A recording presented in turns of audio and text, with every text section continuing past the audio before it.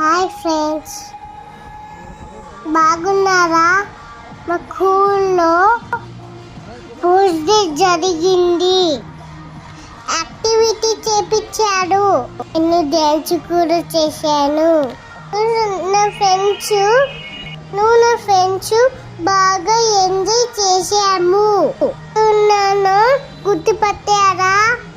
First లో నిలబడింది నేనే.